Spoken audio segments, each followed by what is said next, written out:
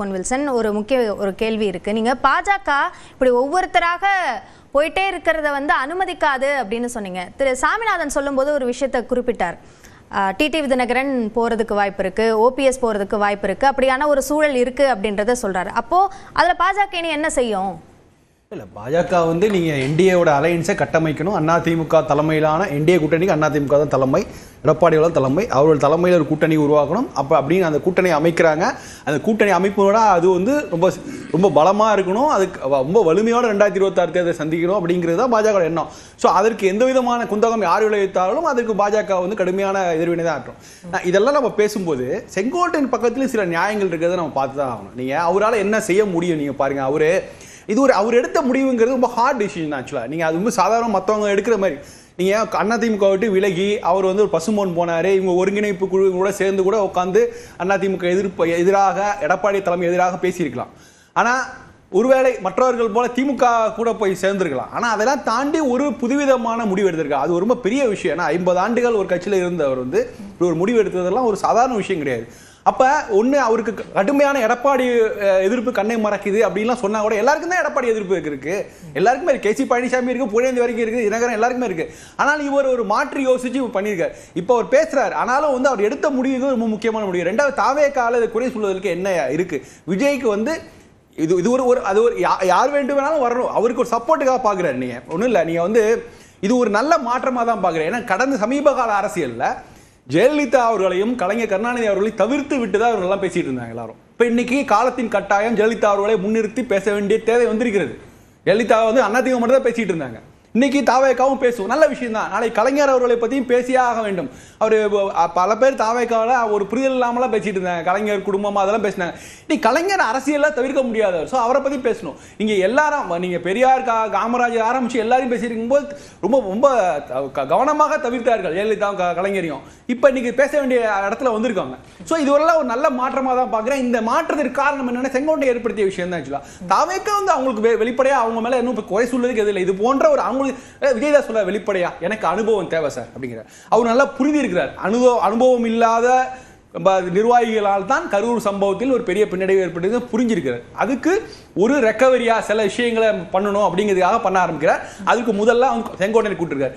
அதாவது செங்கோட்டையின் அதிமுக அமைச்சர்களை அழைப்பதுதான் பிரச்சனை ஒழிய இதே விஜய் அழைத்தார்னா விஜய் அதிமுக மட்டும் இல்லை மற்ற கட்சிகளிலிருந்து அழைக்கிறதுக்கான வாய்ப்புகள் அத்தனையும் இருக்கு. காங்கிரஸ் கூப்பிட்டா விட காங்கிரஸ்லேருந்து சில பேர் போவாங்க. இங்க இருக்கிற கூட்டணிகள் பிடிக்கிறேன்னு சொல்லிட்டு கூட போறதுக்கு வாய்ப்பு இருக்கு. இதன் மூலமாக என்னன்னா எல்லா கட்சிகளுக்கான அதுதான் அவர் விக்ரவாண்டியில சொன்னாரு, யார் வேண்டுமானாலும் வாங்கலாம், ஆட்சியில் பங்கு அதிகாரத்தில் பங்கு சொன்னாரு.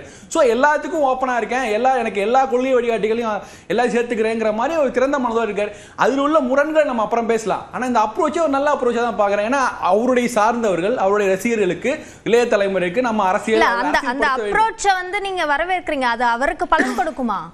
இல்லை, பலன் கொடுக்குமா கெடுக்கா அதான் சொல்கிறேன். தாவேக்கா வெற்றி பெறுமா, அவங்க 10 வாங்குவாங்களா, 10% வாங்கலாம், 12% வாங்கலாம், அதெல்லாம் வேற விஷயம். ஆனால் ஒரு புதிய இளைய தலைமுறை வாக்காளர்களுக்கு இவ்வளோ தலைவர்கள் இருந்தாங்க, இவங்க இவ்வளோதான் பண்ணியிருக்காங்க, இவர்களை கடந்து விட்டு நம்மால் செல்ல முடியாதுங்கிற ஒரு விஷயத்தை பதிவு பண்ணுறாங்கல்ல. இப்போ எனக்கு சமீப காலங்களில் அதான் சொன்னேன், ஜெயலலிதா கலைஞரை பற்றி பேசுறது கிடையாது. ஸோ இப்போ இன்னைக்கு புதிய தலைவர் வாக்காளர் பேசுகிறாங்க. செங்கோட்டையின் ஜெயலலிதா பற்றி பேசும்போது ஒரு குரல் உற்சாகமாக அவங்க கைதட்டல் நடக்குது இல்லை. இப்போ இந்த மாற்றம் இருக்குல்ல, இது ஒரு நல்ல முக்கியமான ஒரு ஆரோக்கியமான மாற்றமாக தான் பார்க்குறேன். அப்போ இதை பற்றிலாம் பேச ஆரம்பிக்கும் போது அப்புறம் இளைய தலைமை வாக்காளர்கள் ஓகே இவர் என்ன பண்ணிக்க அவர் என்ன பண்ணிக்கான்னு ஒரு விவாதம் வரும்போது அவங்களே ஒரு முடிவுக்கு வருவாங்க. நீங்க ஒரு கட்சி சார்பற்ற ஒரு தலைவர்களை அப்படி அந்த தலைவர்கள் பற்றி படித்து தெரிந்து கொண்டு ஒரு முடிவுக்கு வர்றாங்க அப்படின்னா விஜய்க்கு அந்த வாக்குகளை கொடுப்பாங்களா? அதுதான் சொல்றேன். முதல்ல அது விஜய்க்கு பலன் சேர்க்குமாங்கிறத நம்ம அப்புறம் பார்ப்போம். ஆனா இது ஒரு பெரிய மாற்றத்தை கொண்டு வந்திருக்காருன்னு நான் சொல்றேன். செங்கோட்டை இந்த மூவ்னால ஏன்னா வேற யாராவது சேஃப் சைடு தான் பெட் பண்ணுவாங்க. ஒன்னே வெளியில இருந்து ஓபிஎஸ் தினகரன் போன்று செயல்படுவார்கள், இல்லைன்னா திமுகவில் போய் சேர்ந்துருவாங்க. திமுகவிலிருந்து சேர்ந்தவர்கள் எல்லாம் ஒரு பெரிய அளவில் வளர்ந்து வந்திருக்காங்க, அமைச்சர்களா இருக்காங்க. ஸோ அப்படிங்கும்போது இது ரெண்டையும் தவிர்த்து விட்டு மூன்றாவதாக ஒரு ஆப்ஷன் அப்படிங்கறத அந்த நினைக்கிறதுக்கே ஒரு பெரிய விஷயம் தான். அதை ஏற்றுக்கொள்வதுக்கு ஒரு மனப்பக்குவம் வேணும். அது 50 ஆண்டுகாலம் ஒரே கட்சியில் இருந்தவர், மற்றவங்க எல்லாம் ஒரு ஊசலாட்டத்தில் இருந்தவர்கள். இவர் தோல்வி இருந்தாலும் கூட அந்த கட்சியில தொடர்ந்து பயணித்து வந்தவர். அவர் இப்படி ஒரு டிசிஷன் எடுக்கிறார். அதற்கு எடப்பாடி எதிர்ப்பு என்கிற ஒரு காரணம் மட்டும் இருக்காது. அதை தாண்டி நாம ஏதாவது ஒரு மாற்றம் வேணும் அவர் மனதில் நினைத்திருக்கலாம். நீங்க அதனால தான் திரும்ப சொல்ல முதல் பிரஸ் மீட் அவர் என்ன சொன்னாரு, மாற்றம் திமுக மாற்றம் வரணும்னு சொன்னாரு. அதற்கப்புறம் ஒரு கட்சிக்கு நெருக்கடி இருக்கு, அதெல்லாம் வேற விஷயம். ஆனா அவர் மனதில் ஆரம்பித்து அவர் எடுத்த முடிவுக்கு ஏதாவது புதுசா செய்யணும், ஃப்ரெஷ்ஷா ஏதாவது செய்யணும்னு நினைக்கிற ஒரு நல்ல ஒரு தொடக்கமா இருக்குன்னு நான் பாக்குறேன்.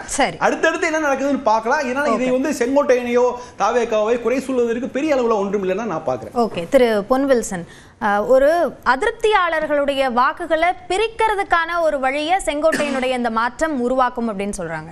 இப்போ தாவேகாவின் சுயரூபம் இப்போ கொஞ்சம் கொஞ்சமா தெரியுதுன்னு ஒரு எண்ணம். ஏன்னா 5 கொள்கை தலைவர், அடுத்த முறை அதுல வந்து நம்ம இவர் எம்ஜிஆர் சேர்ந்திருக்காரு. இப்போ செங்கோட்டையனுக்காக ஜெயலலிதா அம்மாவும் சேர்த்தாச்சு. இப்போ அதே மாதிரி திமுக இருந்து யாராவது பெரிய ஆட்கள் வந்தாங்கன்னா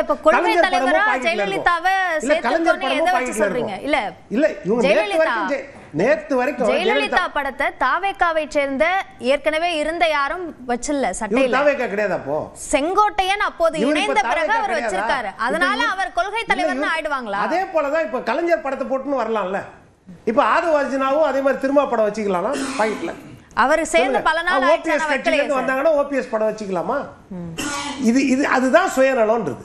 அதுதான் அதான் உங்களுக்குன்னு தனி கொள்கை கிடையாது. இப்ப நம்ம ராம்கி சொன்ன மாதிரி மாற்றத்தை எதிர்பார்த்தார்கள் உங்ககிட்ட. நாங்களும் திமுக அதிமுக போல ஒரு கட்சி தான். அந்த அந்த அந்த இடத்துக்கு வந்தாச்சுல. நீங்க திமுகல ஜெயலலிதா படத்தை வச்சுட்டு ஒருத்தர் போய் சேர்ந்துட முடியுமா அப்படின்ற கேள்வியை முன் வச்சாங்கல்ல. போய் சேர்ந்துட முடியும்னு ஆயிடுச்சு. கலைஞர் படத்தை வச்சும் போய் சேர்ந்துட முடியும், ஓபிஎஸ் படத்தை வச்சு சேர்ந்துட முடியும். நான் கேக்குறது திமுகவும் அதிமுக மாதிரி தாவேகா ஆயிடுச்சு அப்படின்னு சொல்றீங்கல்ல. திமுகல ஜெயலலிதா படத்தை வச்சுட்டு போய் சேர முடியும். அதுதான் சொல்றேன், தனக்குன்னு ஒரு கொள்கை இல்ல. இவர்கள் வழியில நான் இருக்கிறேன் அப்படின்னா அதனாலதான் அவங்க படத்தை நான் வச்சுக்கிறேன். தனக்குன்னு ஒரு மாற்றம் கிடையாது. நான் என்ன சொல்றேன்னா, நீ வந்து 1967 பேரறிஞர் அண்ணா, அது எங்க கொள்கை தலைவர் சொன்னீங்க, 67 நின்னீங்க. 77 எம்ஜிஆர் என்னோட கொள்கை தலைவர் சொன்னீங்க, அதுல நின்றீங்க. கொஞ்சம் கொஞ்சமா 2016 வரைக்கும் வந்துட்டீங்களா? 2016 டிசம்பர் 5 ஜெயலலிதா அது வரைக்கும் வந்துட்டீங்களா? இன்னும் கொஞ்சம் 2 தலைவர் தானே, ஓபிஎஸ் படத்தையும் எடப்பாடி படத்தையும் போட்டீங்கன்னா அதிமுக ஆயிரம்ல.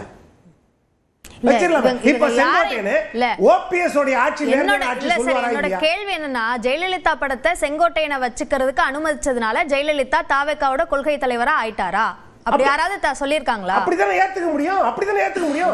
அப்ப யாரு விஜய் ஏத்துக்கிட்டாரா? விஜய் சொல்லிருக்காரா? மறுக்கல. அப்ப கலைஞர் படமும் வச்சுக்கலாமான்னு கேக்குறேன். அதையும் அனுமதிப்பாரா? சார், திமுகல இருந்து ஒருத்தர் போய் சேர்ந்த பிறகு நீங்க அந்த கேள்வி கேட்கலாம். அனுமதிப்பாரா? அனுமதிக்கு தானே ஆகணும். அதான் யூகத்தின் அடிப்படையில ஒரு கேள்வி நீங்க கேக்குறீங்க. இப்ப யூகத்தின் அடிப்படையில ஆதாரத்தின் அடிப்படையில கேக்குறேன். நான் ஆதாரத்தின் அடிப்படையில் தான் கேக்குறேன். நேத்து வரைக்கும் உங்க மேடையில ஜெயலலிதா அம்மா படம் கிடையாது. திமுகல இருந்து யாராவது ஜெயலலிதா அம்மா படம் இருந்துச்சுன்னா நான் கேட்டிருக்க மாட்டேன். திமுகல இருந்து சேர்ந்திருக்காங்களா அப்படின்றது ஊகம் தானே. இல்ல, சேர்ந்தாலும் அந்த நம்பிக்கை எனக்கு இருக்குது. எல்லாருக்கும் மக்களுக்கு அந்த நம்பிக்கை வரும். இப்ப நம்ம சுவாமிநாதன் சொன்னாரு, தேர்தல் நேரத்துல வந்து அதிருப்தியாளர்கள் மாறுவார்கள். எல்லா கட்சியிலயும் இப்ப